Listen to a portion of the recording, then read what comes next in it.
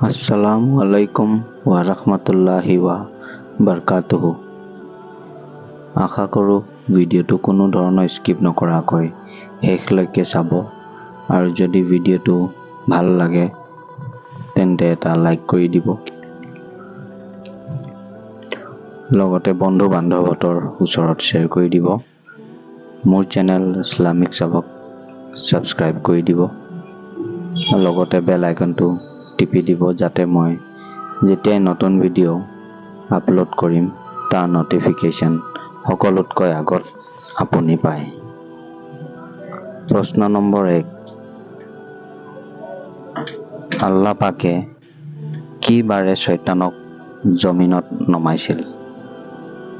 উত্তৰ, আল্লাহ পাকে মঙ্গলবাৰে শয়তানক জমিনত নমাইছিল। প্ৰশ্ন নম্বৰ 2, কোনটো জন্তু পুহিলে ঘৰত বৰকত হয়? উত্তৰ, ছাগলী পুহিলে ঘৰত বৰকত হয়। প্ৰশ্ন নম্বৰ 3, নামাজৰ বাবে এলাহ কৰা সকলৰ কিয়ামতৰ দিনত মুখখন কোনটো জন্তুৰ ৰূপত পৰিৱৰ্তিত হ'ব?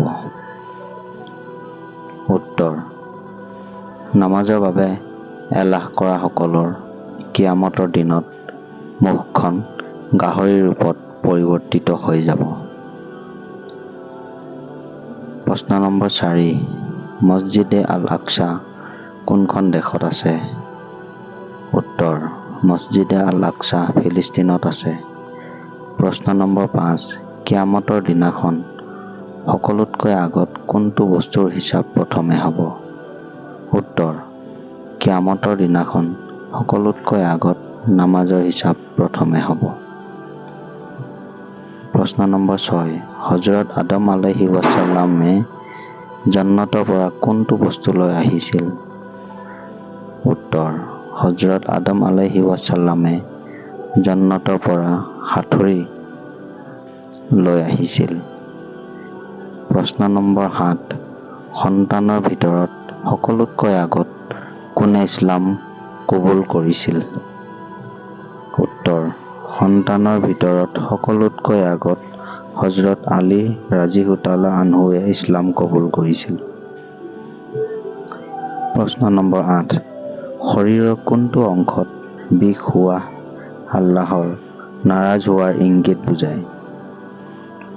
উত্তৰ, শৰীৰৰ সকলো অংশত বিষ হোৱা আল্লাহৰ নাৰাজ হোৱাৰ ইংগিত বুজায়।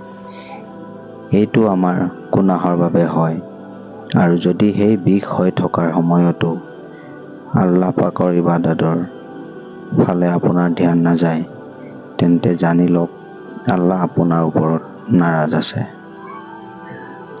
প্ৰশ্ন নম্বৰ 9, গোছলত কেইটা ফৰজ আছে? উত্তৰ, গোছলত 3টা ফৰজ আছে। প্ৰশ্ন নম্বৰ 10, কোৰআন শ্বৰীফৰ আটাইতকৈ সৰু সূৰা কোনটো হয়? উত্তৰ, সূৰা কৌছৰ কোৰআন শ্বৰীফৰ আটাইতকৈ সৰু সূৰা হয়। মাশাআল্লাহ, আপোনালোকক আল্লাহ তাবাৰক ও তাআলাই ভালে ৰাখক। আমিন ইয়া ৰাব্বুল আলামিন। সুবহানাল্লাহ, আলহামদুলিল্লাহ, আল্লাহু আকবাৰ। আল্লাহ হাফিজ।